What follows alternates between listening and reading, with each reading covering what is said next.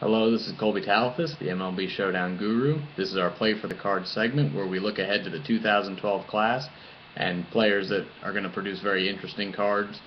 Right now we're going to be focusing on the third base class for the 2012 years, and we're going to start right at the top with David Wright, who has been having a great season, been in 11 almost all year.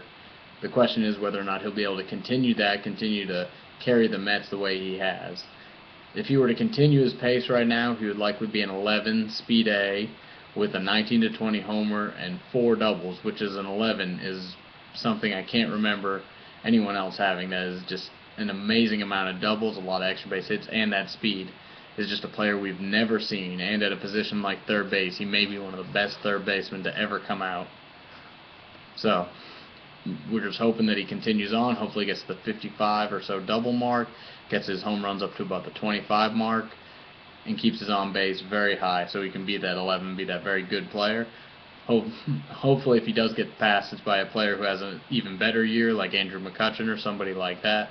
But we're still rooting for David Wright to help bolster this third base class, which last year was slightly weak.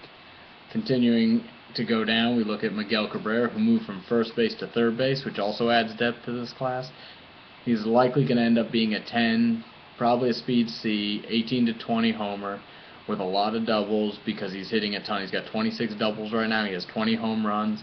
He could double both of those numbers. He might come up a little bit shy of 40 home runs, but he easily could get to the point of having a very nice card, a very usable card, a card that a lot of us are going to be thinking might be the second best third base card, which is amazing considering he's transferred positions. So let's hope Prince Fielder continues to protect him. A player that's been absolutely amazing, had a great career, had a lot of great showdown cards, is Chipper Jones. It's amazing to think in 2000 he was a 600 plus point 10 third baseman, and now here in 2012 in his last year he's going to be a 10 if he continues up with the on base. I cannot say enough good things about Chipper Jones, his ability to continue to keep those high on base numbers up even as he struggles to have extra base hits, and as he continues to get a little bit slower and deal with injury problems. He's still a productive player when he plays, and that is just absolutely an amazing thing to say about a player. We hope that he keeps it up, and we all root Chipper Jones on this year in his last year. A player that was a 10 last year who's hoping to get back up into that range is Chase Headley, who's currently a 9. He has enough to get a home run, which he didn't have last year. So if he does get that on base up, he's not going to have the same demand because of that quirkiness to his stats that kept him very low price. But he may end up being a 10. Even if he's a 9, he'll still be a very productive player for those pinger type players who enjoy the high on base. A player with a little bit more pop would be David Freese at that 9 position. He'll have a 19 to 20 likely. If he gets really hot, he has a chance at maybe getting to an 18 to 20, though I doubt that for him. The number that's going to have the most variety as of right now is definitely the 8. You have a player like Pablo Sandoval, who's an 8 with a 20 homer. You have a guy like Alex Rodriguez, who's stealing enough bases to put an argument up to be a speed A, 18 to 20 is an 8. You could also have guys like Beltre with his 17 home runs at the moment and 18 doubles. If he flips those, he has a chance to get up to be an 8, 17 to 20, and we all know what a great fielder he is and how great that could work out to be just a really good combinations of cards in that 8 range, which is something we didn't have in years past. It would be nice to have those kind of players to fiddle around with and put on the team. And that's not even counting all the utility guys that might come over. A player that I think is on the move, who is right now very low, is an 8, Kevin Youkilis. The past 3 years he's been a 10. Right now he's currently an 8. He did get traded. He's batting in front of Adam Dunn, which will likely keep his walks down, but he hopefully will get better pitches batting in front of Dunn. Hopefully he gets that average up a little bit. As of right now, he's only batting 260.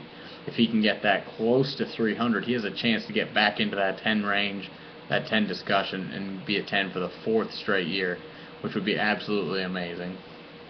So, a player also I'd like to explore who's got very interesting numbers is Trevor Plouffe, who has 19 home runs. He came out of nowhere. If he ends up with more than 25, I'm going to be shocked, but he very easily could. Hopefully he gets up to 30, maybe 35 in a freak year here. He does need to get his on base up. He is currently a 7, so if he gets those home runs up but doesn't get his on base up, he's only going to be at 15 to 27, which may have some use. We've thought about the Mark Reynolds, and this past year he has been a serviceable player, so let's see what happens with Trevor Plouffe. Let's see if he ends up being a serviceable guy, gets that on base up.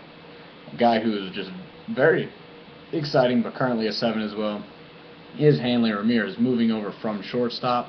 He's a +20 speed as a third baseman, which I can't think of one off the top of my head who's been able to do that. He's going to have a ton of extra base hits with the 14 homers, 2 triples, 18 doubles.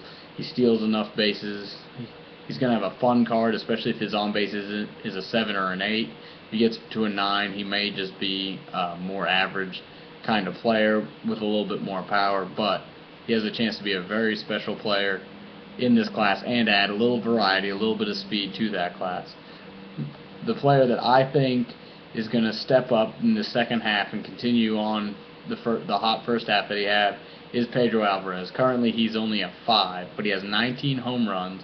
He hit a home run this past Friday for Shots Friday to support one of our friends, Eddie Zone 44, who asked us the question this past week, which I'd like to answer for him. Eddie Zone 44 asked me to revisit Neil Walker, who's a second baseman. I talked about Neil Walker. I may have attacked him a little bit for not having too much extra base power. He's continued up with the hot hitting. He's currently a 9 with a 20 homer and an 18 to 19 double. If he continues on the pace that he is, which will make him a very usable pinger player, it's not going to even put him even into 300-point range likely. So I'm sorry for Eddie Zone 44. This is not really going to be an elite player, but it's going to be a very usable player and a very usable player on your team that may be able to bat anywhere in your lineup for Neil Walker. So I'm glad that you were able to send in your question. I hope other people will send us questions on the Twitter, send us emails, any way you want to get in contact. If you want me to talk about any specific player, I know I left off a lot of really good players in this year's class because there's so many good third basemen this year. That's a good thing, not a bad thing. But it's hard to hit them all, especially if you guys don't ask questions and let me know who you specifically want to see represented here. Root on all your players and hope they play well and play for the card here, guys.